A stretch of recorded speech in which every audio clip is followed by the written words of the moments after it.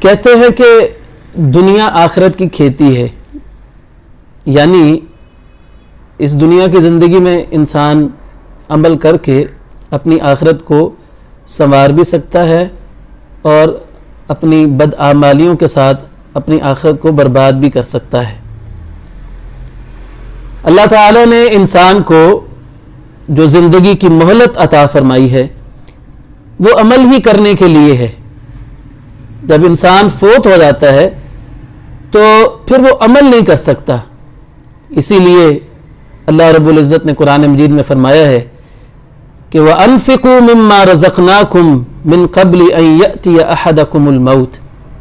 موت کے آنے سے پہلے پہلے اللہ کی راہ میں مال خرچ کر لو۔ ایسا نہ ہو کہ موت آ جائے تو تم پھر کہو کہ میں کاش میں نے زندگی میں اللہ کی راہ میں مال خرچ کیا ہوتا،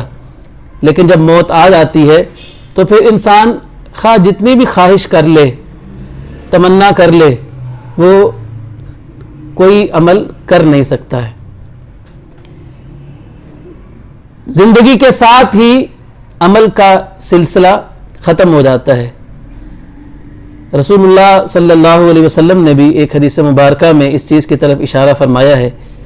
کہ اذا مات الانسان انقطع عنہ عمله، جب انسان فوت ہو جاتا ہے تو اس کا عمل کرنے کا سلسلہ ختم ہو جاتا ہے۔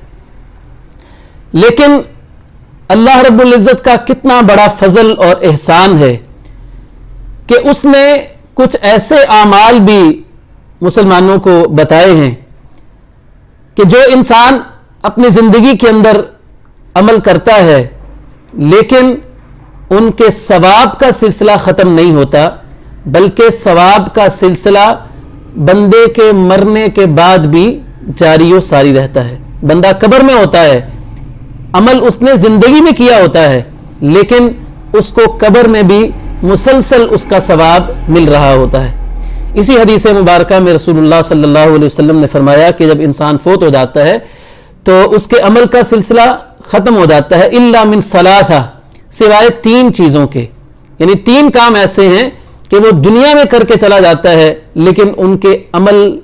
کا سلسلہ تو منقطع ہو جاتا ہے لیکن ثواب کا سلسلہ ختم نہیں ہوتا، ثواب کا سلسلہ جاری رہتا ہے۔ ان میں سے پہلی چیز ہے صدقہ جاریہ۔ صدقہ جاریہ بڑی وسیع اصطلاح ہے، اس میں ہر وہ صدقہ، ہر وہ خیرات شامل ہے کہ جس کا فائدہ اور نفع لوگوں کے لیے مستقل ہو۔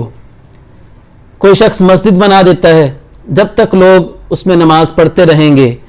تو مسجد بنانے والے کو ثواب ملتا رہے گا، مرنے کے بعد بھی قیامت تک ثواب ملتا رہے گا۔ کسی نے کوئی مدرسہ بنا دیا، ہسپتال بنوا دیا، کسی نے کوئی کنواں کھدوا دیا، واٹر فلٹر پلانٹ لگا دیا، ٹھنڈے پانی کا کولر لگا دیا، مسافروں کے لیے سائے کی کوئی جگہ بنا دی، اس قسم کے جتنے کام ہیں کہ جن کا فائدہ لوگوں کو مستقل طور پر ہوتا رہتا ہے، تو جب تک لوگ اس چیز سے فائدہ اٹھاتے رہیں گے اس عمل کے کرنے والے کو ثواب بھی مسلسل ملتا رہے گا۔ دوسرا عمل رسول اللہ صلی اللہ علیہ وسلم نے فرمایا او علم ينتفع به، ایسا علم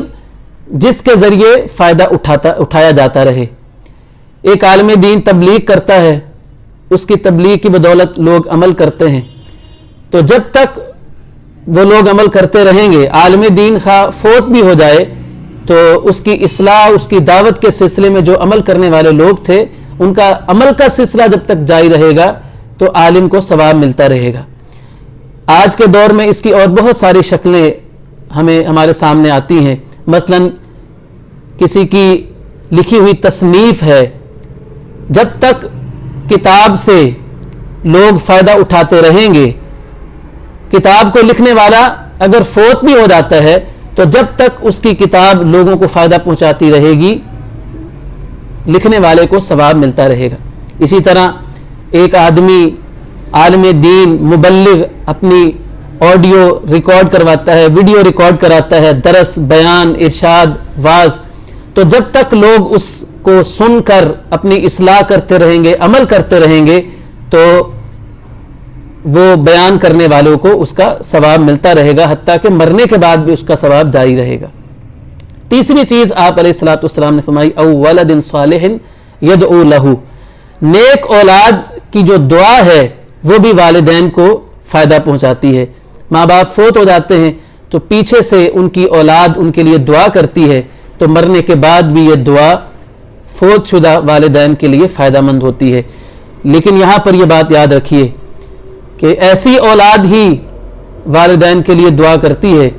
کہ جن کی والدین نے اپنی زندگی میں تربیت کی ہوتی ہے، اپنی زندگی میں ان کو نماز پڑھنا سکھایا ہوتا ہے. تو جب وہ ماں باپ کے فوت ہو جانے کے بعد اولاد اپنے والدین کے لیے دعا کرے گی تو ان کی اللہ تعالیٰ جنت میں درجات بلند فرمائے گا. اور اگر ایسی اولاد آدمی چھوڑ کر جاتا ہے کہ جس کی تربیت اس نے صحیح طریقے سے نہیں کی، نماز کے راستے پر اس کو نہیں لگایا، تو ایسی بھی اولاد ہم دیکھتے ہیں کہ باپ فوت ہو جاتا ہے، ماں فوت ہو جاتی ہے، لیکن اولاد میں ان کے بیٹے اور بیٹیوں کو ایسی دعا بھی نہیں آتی کہ جو اپنے والدین کے لیے وہ جنازے میں پڑھ کر ان کے لیے مغفرت کر سکیں. تو اس میں یہ سبق موجود ہے کہ آج زندگی میں انسان کو اپنی اولاد کی ایسی تربیت کرنی چاہیے تاکہ مرنے کے بعد وہ ان کے لیے صدقہ جاریہ بن سکے.